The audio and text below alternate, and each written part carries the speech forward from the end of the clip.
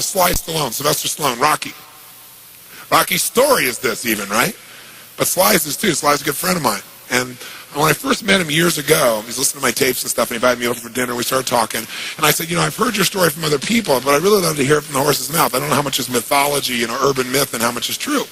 So he told me his whole story. He said the essence of it, though, was he said he knew his whole life what he wanted to do since he was very, very young. He wanted to be in the movie business, period. I mean, not just TV, movies. And he said why was, for him, it was a chance to have people not only escape, but to inspire people. And by the way, that drive is what made most of his movies, inspire people to what they're capable of, to overcome unbelievable obstacles, because in his own life he felt like he did that. When he was born, he was pulled out by the forceps. That's why he looked the way he did. That's why he talked the way he did. And he said, so I really want to do that. And he said, I knew why I wanted to do it, and I wasn't willing to settle for anything else. And he said, what happened was, I went out to try and get jobs, and it's not like I went, hey, Adrian, they went, you're a star. It didn't work out real well. They looked at me and said, hey, you're stupid looking, do something else. What is it talking like this? There's no place for you in that stuff. You're never going to be a star in the movies. You're insane. No one's going to want to listen to somebody who looks dopey and talks out of the side of their mouth, right? And he got no after no after no after no. He said, I was thrown out more than 1,500 times of agents' offices in New York. I said, there aren't 1,500 agents in New York. He said, I know. I've been to them 5, 6, 7, 8, 9 times. He said, remember one guy went in there, and I got in there at 4 o'clock, and he wouldn't see me, so I stayed there, and I would not leave. And I stayed overnight. They came back the next morning. I was still sitting there. He said, that's how I got my first job. The guy said, fine, come in here. And he sat down, and he went through this, and he gave my first movie. I said, oh, really? I thought Rocky was your first movie. He said, no, this other movie, I'd never heard of it.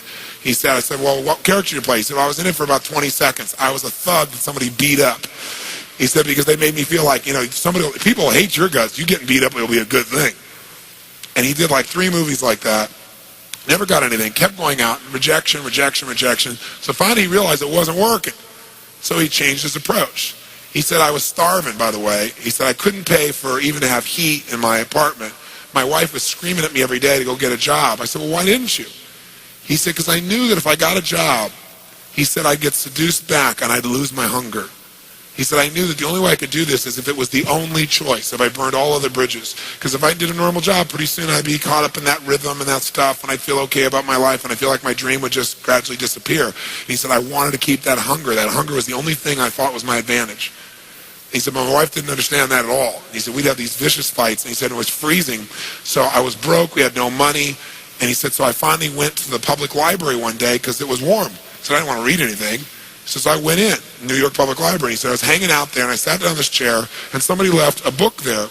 And he said, I looked down at this book, and it was the poems of Edgar Allan, stories of Edgar Allan Poe. And he said, so I started reading it, and he said, I got totally into Edgar Allan Poe. And he said, I know everything about it. He goes on for another 20 minutes telling me about Edgar Allan Poe. He knows everything, how he died, what it was about, what really happened. And I said, well, what did Poe do for you? He said, Poe got me out of myself. He got me to think about how I could touch other people and not worry about myself so much. And he said, it made me decide to become a writer. I said, just imagine Rocky the writer, right? And he said, so I tried to write a bunch of screenplays. Nothing worked. I was totally broke. He said, I didn't even have $50. And he said, and finally, he said, I sold a script. And it was called Paradise Alley. He said, it's a movie I made many years later, but I sold it. And he said, I sold it for $100. He said, but $100 was a ton of money, man. I was so thrilled. I thought, I'm on my way. But it never led to anything. And he said, so finally, he said, I kept going and going and going. He said, finally, we were so broke. He said, I hawked my wife's jewelry.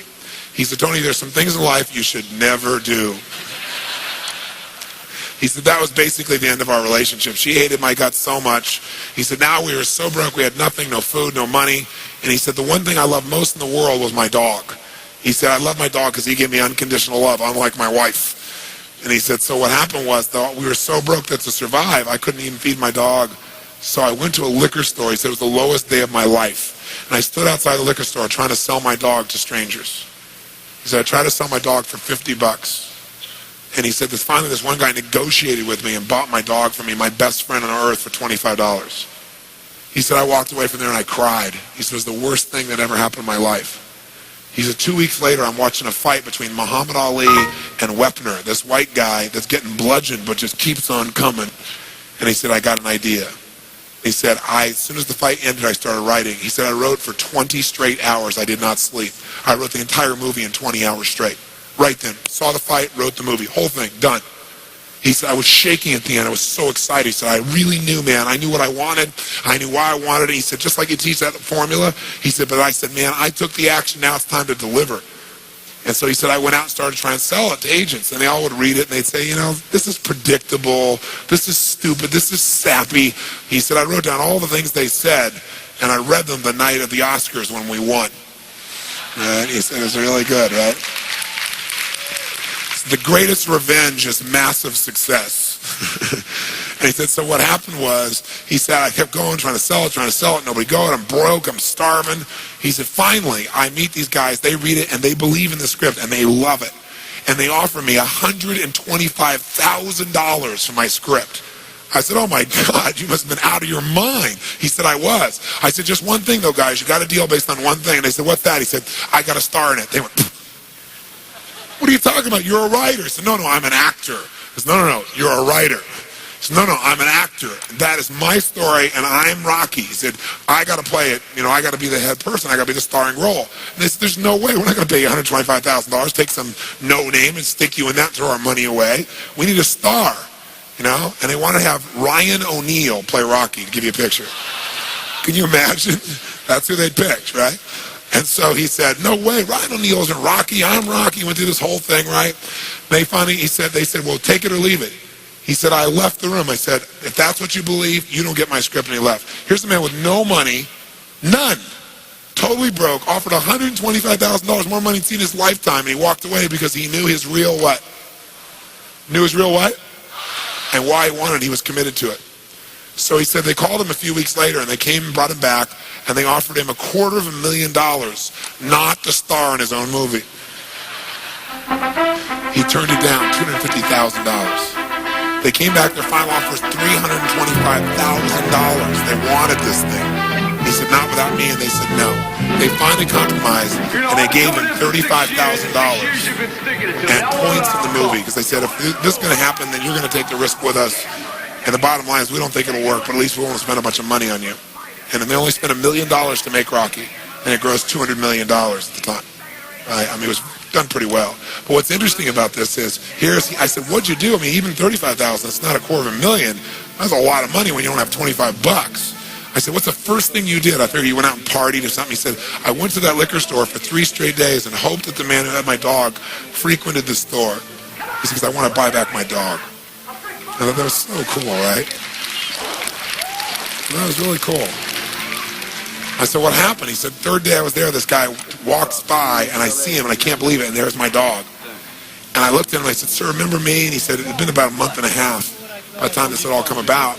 And he said, remember me? I'm the guy that sold you the dog. And he goes, yeah, I love the dog. He said, well, look, he said, I was so broke, I was starving. He's my best friend. I'm sure you love him too, but I got to have him black. Please, I beg of you. He said, I'll pay you $100 for the dog. I know you paid me $25, but I'll give you $100. And the man said, absolutely not, no way.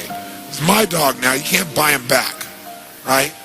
And Sly said, Tony, he said, know your outcome? I said, yeah. He said, I knew it. And he said, I kept changing my approach. So I went, $500 for the dog. The guy said, absolutely no way. He said, $1,000 for my dog. The guy said, no amount of money on earth is ever going to get this dog for you. I said, what'd you do? He said, I knew my outcome, right? Because he listened to tapes, kept to him. He said, I decided to take massive action. He said, I got my dog. I just kept changing my approach, so I got it. I said, what it cost you?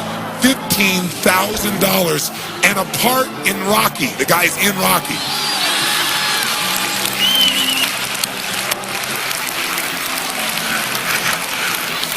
You know that dog in Rocky, Butt Kiss? That's Sly's real dog, right? That's the dog. He bought him back. So he put his dog in the movie, and he put the guy in the movie and paid $15,000 while he had $35,000. Isn't that pretty cool? Pretty awesome.